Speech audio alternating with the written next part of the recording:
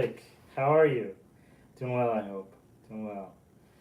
I have been absent. I know. I just didn't feel up to it. Sometimes you have to kind of listen to yourself and take the time you need. So today I have two veggie cheeseburgers that I made myself. These hands. Yeah, I've just been mostly I have been working on some art and promoting the book and doing interviews and I've been feeling really good about that. I've been setting up the next round of interviews before the year's over. I got one more on the 27th. I don't know when that's going to go up. It's not live. But I feel good about it.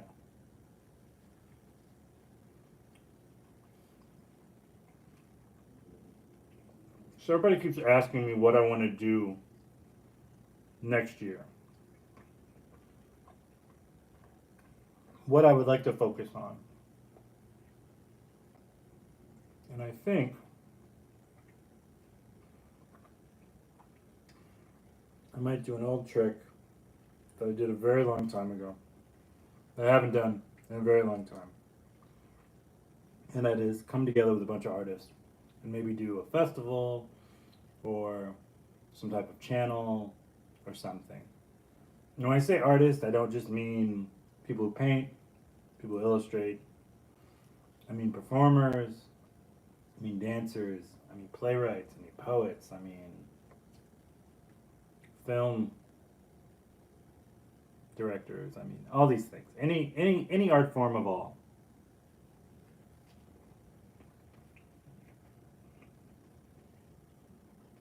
I feel like a really long time ago,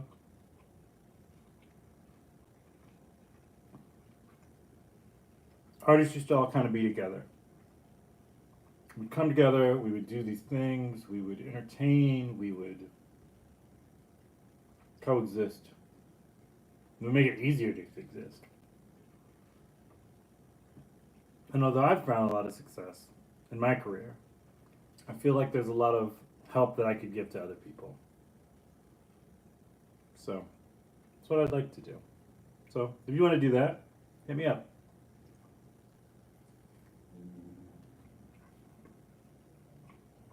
We will all figure out a place in which we fit with one another.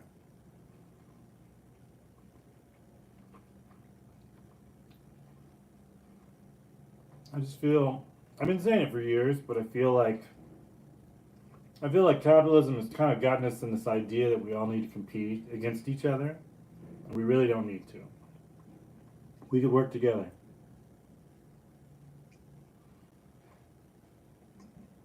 To me, at this stage in my career, I feel like success means something different than someone who's just getting started. But I feel like, in the same respect, I can probably help you along those lines somehow. I don't know how, but maybe.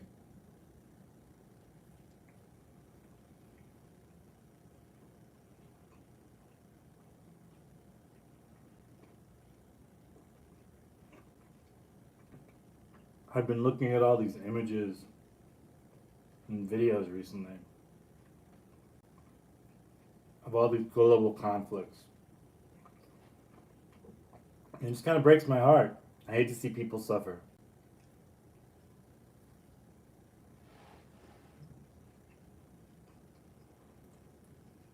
I wish we could find like a common bond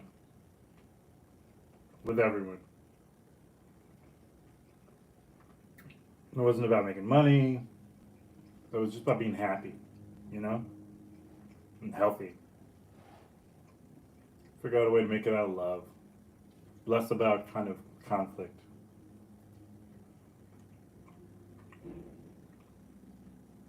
Maybe I'm reaching that point in my life where it doesn't make me angry anymore. I mean, well, that's not true. It makes me a little angry, but it mostly makes me sad. Like, I was brought up to be this person who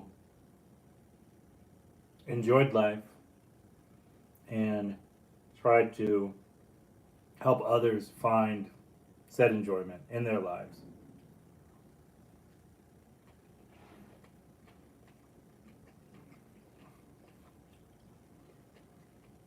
There's an old saying that, like, kindness is important, niceness is not. Nice people oftentimes watch horrible things happen and they don't really step up. Kind people are actually in the act of doing something, per se. And so I've always tried to be kind. I think for a while I tried to be nice. And then I realized kindness was survival.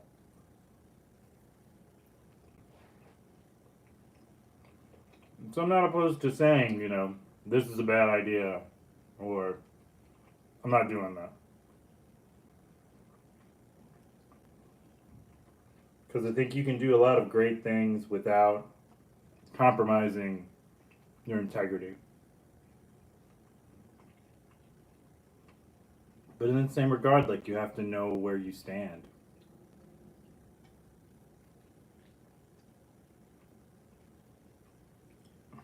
I'm talking to one of my good friends this morning, and she is taking care of her 2-year-old. She's 8 months pregnant. Very smart, very capable woman.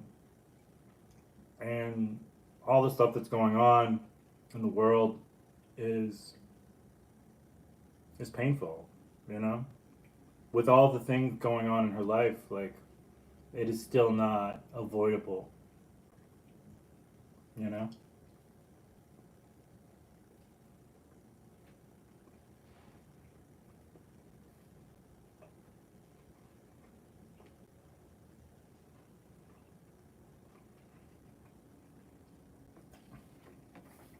I feel like the theme of my work throughout the years has been to bring knowledge to people that everybody does not live the way they live, that everybody does not flourish the way they flourish, that the simple act of reading something and then reacting to it, like really reading something, not skimming it, but actually reading it, digesting it, is a really big deal. Because a lot of us, we kind of skim headlines and then we go, this does this and this person's a jerk now and I hate them. And a lot of times that's not necessarily the point of what you're digesting,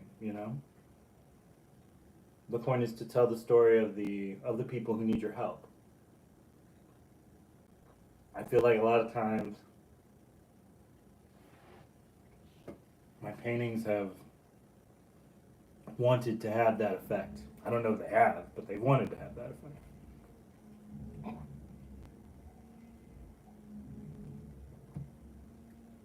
I don't know.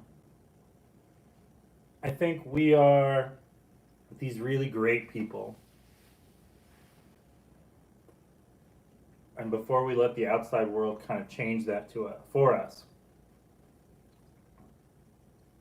our pursuit is to just be and continue to be those great people. We all want somewhere to sleep that's safe. We all want food to heal us from the day's struggles. We all want happiness to heal us internally from everything. And I feel like art is like the ultimate kind of through point for a lot of stuff. Like you understand all the things that happened with the Romanovs because of the story of Anastasia. You understand all of the things, well, not all of the things, all of the things. A cartoon and a book are not necessarily everything, but it got you going, it got you understanding. We understand the pursuance of peace through music via Bob Marley. We understand the joy of cooking and the warmth it brings from Julia Childs. You know, there's such good acts of giving. And I just think that's important. We need to we need to get back to that in a way. You know what I mean? Like it's so easy to kind of focus on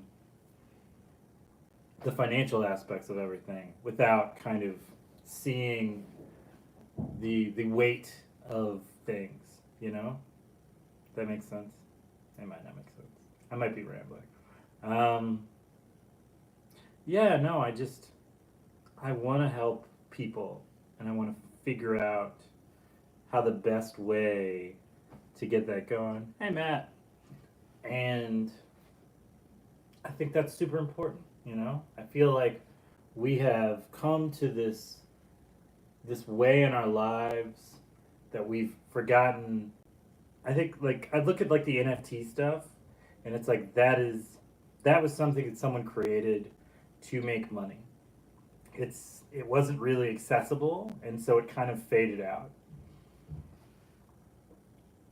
And a lot of the things that we do, we have to do them to survive. But I don't know. It's not about like very wealthy people making things to make money. Always to me seems kind of silly because like they don't need it. They just they want to be famous. They want to have money. They want to do these things. And they don't consider that. There was this really great article I read a couple of days ago where it was I get that people like playing on ChatGPT, but they don't realize how many gallons of water it takes to like cool those systems. So for every question you ask, it's like gallons upon gallons of water being cooled.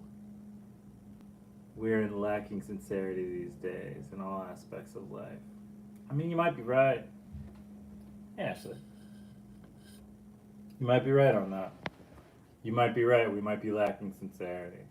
The question is, how do you get back to sincerity, though? You know, like when you're taught to. Good morning. When you're taught to people who don't see deeper meaning in things because they can't afford to, how do you get them to see the significance of saying hi to a stranger? Like you don't have to. I think people have this weird idea that like you have to be able to give up your time. I think time is one of those things that is very easy for someone who has a lot of resources to give up. Where time is something where when you don't have a lot of resources, like you're working for time. Like you think you're working for money, but in actuality, it like buys you time. You pay your rent so that you have time. You have a month of time to sleep somewhere, and cook somewhere, and be somewhere where you can be safe. Like that is the purpose of that. All of it really is time. Like the whole idea of the ways that we traverse the world are basically kind of based on the concept of how much time can you have to do this.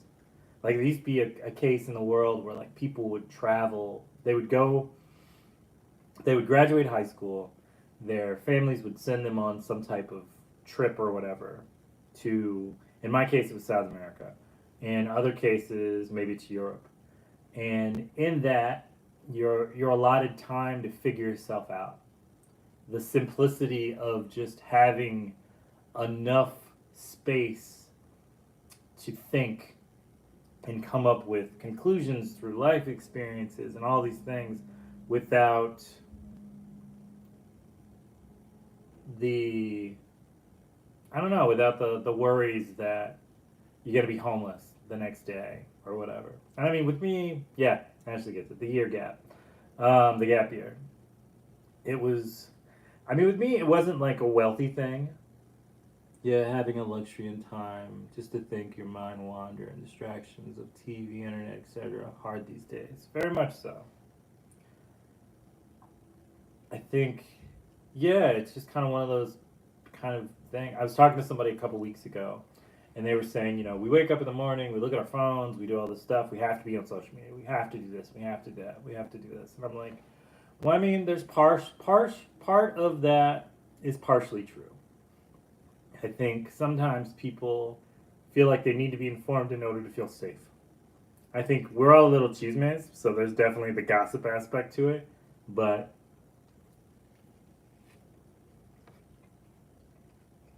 I don't know that it's not deeper than that.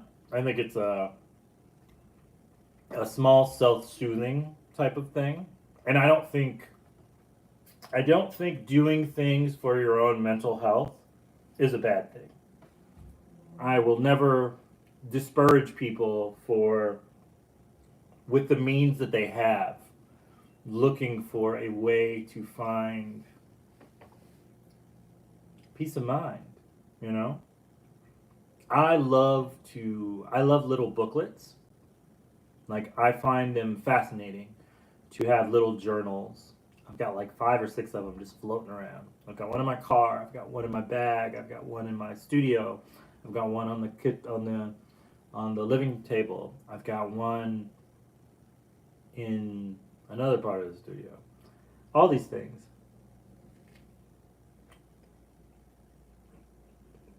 One that literally lives on my bag. And in those, I just write little things. Judge mind, creating technology, wise addiction. There's an addictive aspect to all of it. I mean, the funny thing about a lot of stuff is like, oh, thank you. I appreciate you like my art. Thank you very much. I think addiction is one of those weird things. I think it's a weird word. Because, like, if you need something, you kind of need it. I mean, addiction oftentimes is kind of decided by many forms and factors. Like, is it beneficial to society? If the answer is no, people say it's an addiction. But if it's something that is specifically just for you and you need it to get through the day, it's an interesting concept. I think a lot of the things that we say and we do are oftentimes defaulted into kind of this idea of what we think it is.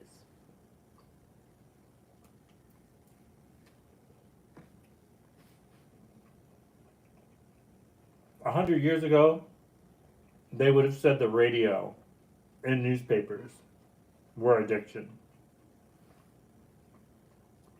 Now we have phones and the internet, and those are addiction.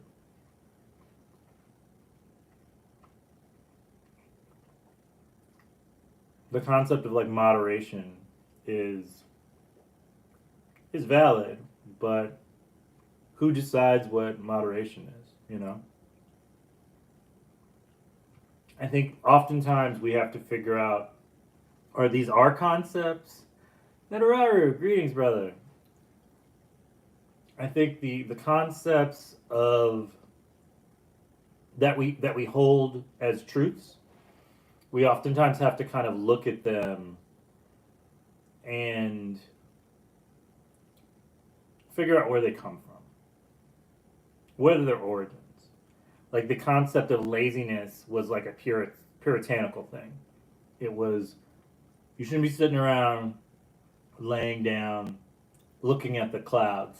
You should be working hard to get into whatever religious playground you get to be in when you die. And you work hard so that you earn the right to do so. And that's the concept of laziness. Like that's the entire concept of laziness. So if like you don't subscribe to parts of that, laziness can't exist. You know? It's an interesting, and it's funny because people will argue with you about that. They'll go like, no, I've seen laziness. There's laziness. But it's like, yeah, but do you think laziness exists because people are supposed to be doing something? And then why do you feel people are supposed to be doing something? Not things they enjoy, not things that enrich them here, but things that enrich them here. You know? That give them that time, that month, that year, that however. You know?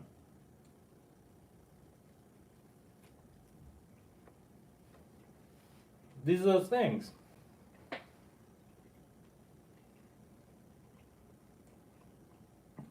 In a perfect situation, I wish we could wipe away all these things and start something new.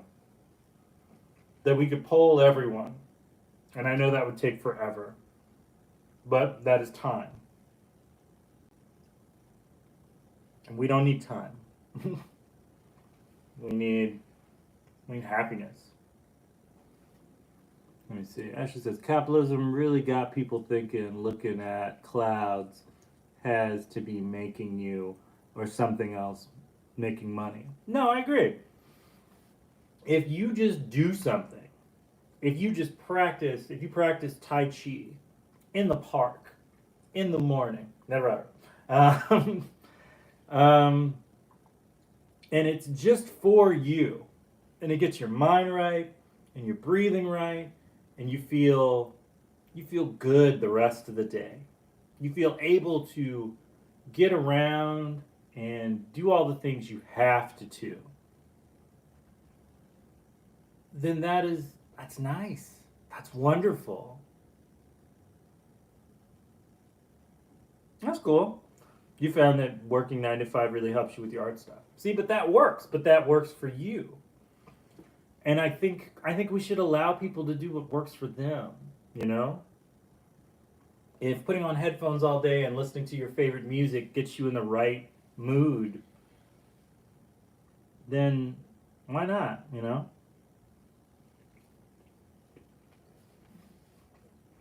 If reading philosophy books helps you understand yourself to a better extent, that doesn't make you lazy for not running a charity mile during the winter, you know? It's that type of concept. Where like you're rich here, but you're not rich here. And if you're not rich here, then what are you? They're all just questions. Is the main thing. I had a friend who was a psychologist in college. He was studying to be a psychologist, and he became a psychologist. And one of the things he always told me was the reason why they ask questions and don't make definitive statements is you're meant to come up with your own conclusions via your own life. And that way, the answers are real. They're not manufactured. They're not pushed upon you via someone else's narrative or direction or any of those things. They're just lived at that point. Like, why do we feel? I think the best example is, for me specifically, I put the sandwich down. I'm an Afro-Latino West Indian. I used to be an animator, work from home, get out of the drawing palettes around again, works the way. See, that's fun though. I like that. I like the idea of like just making. For me, that is comfort. I'll tell you the story in a sec. Wait a sec. Let people do what makes sense to them, especially if it's not hurting anyone. It doesn't hurt you to let people figure out their way. Ashley's right. Smart lady. When I forget what the story is now. You guys got me thinking. So I ended up this year being diagnosed with diabetes. Like stage 1 diabetes. You know, late stage 1 diabetes.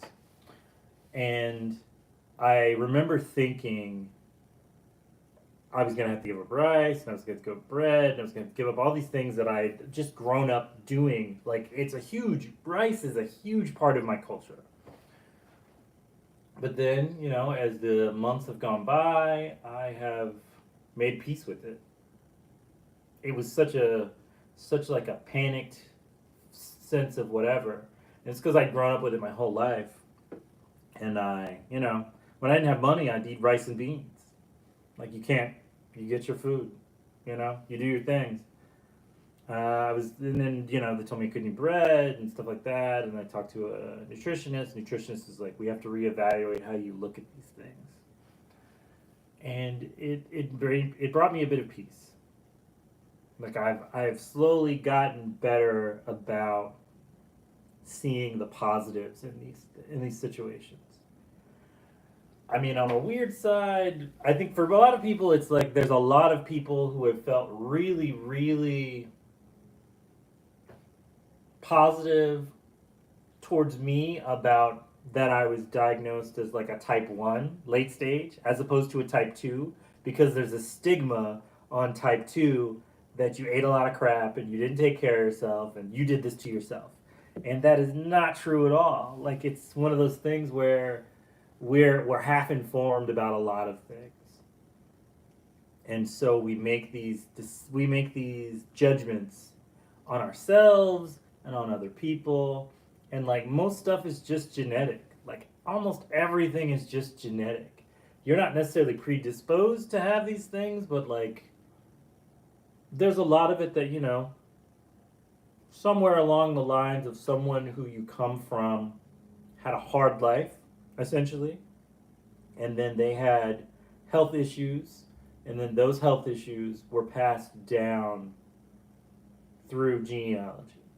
And maybe they skipped over one group, and then they latched onto another. And so it's just so easy to write these things off and people off as negative. Sourdough. Um, when we don't really have to. Like the concept of seeing things in a negative light will cost you your sanity, but the concept of seeing things and just learning about them will cost you nothing. Hmm.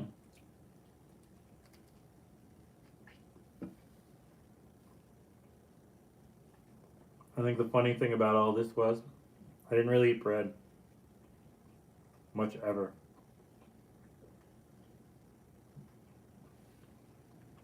Now I eat sourdough on occasion.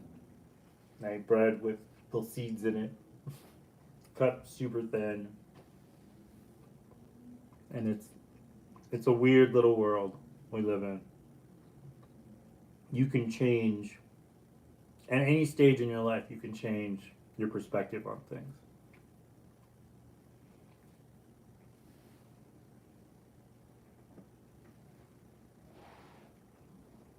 My art style 20 years ago is drastically different than my art style now. My materials 20 years ago are drastically different than what they are now. The multitude of things that I'm able to do in a week that are different, the editing and recording and filming and making art and talking to people and reaching out and having discussions. Like 20 years ago, me would not have been able to do all these things. 20 years ago, me would have had to come up with a persona in order to just kind of get through these type of situations.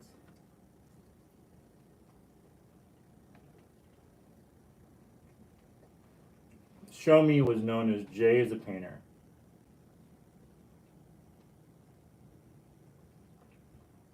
I do find my art to get a lot looser and more forgiving to myself, which I feel is a lot more beautiful now. Good question, Matt. It just, it's, it's peace of mind.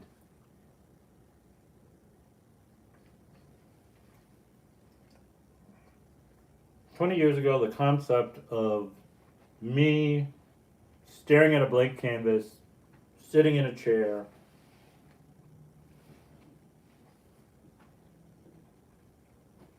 probably a beer in hand, would have been how I traversed.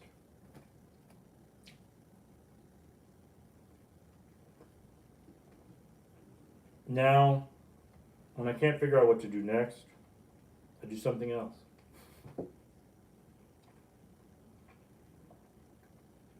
I no longer revel in the struggle. The starving artist was a legit thing. But it was not, I didn't have to live that way.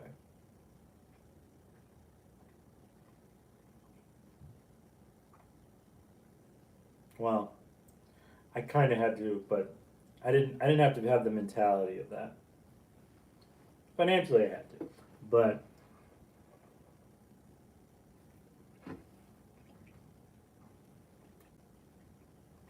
because I was fighting for time.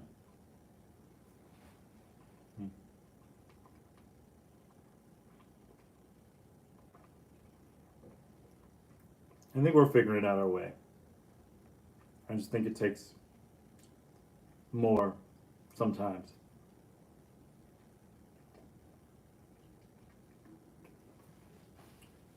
than we originally give ourselves credit.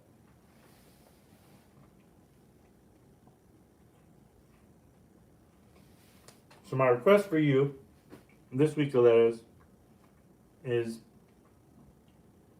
figure out a way to give yourself time. Weird thing into I noticed is the painters etc. Getting looser as they age. Musicians tend to get tighter as they age, which is why I find musicians' best work is when they're younger and painters when they're older.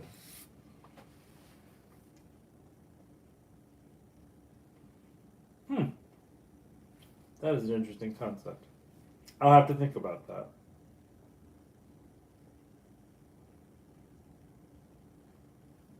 And I see it. I see it in my mind. And I love when people bring an idea to me and like my mind starts to kind of process it. Very cool. Thank you, Matt. All right, Galeras. I finished my sandwich. The two. I got my tea. I love you all very much. I will see you next week. I hope you have a wonderful. Ooh, Monday is Christmas for those who celebrate. I'm more of a give present, take present, not do any religious type of thing, type of person. Um, I come from a polytheistic background, so got lots of deities and stuff. Have a great day, my friends. You've been wonderful. I appreciate you deeply. Pan out. Ciao. Give yourself time. You'll be happy.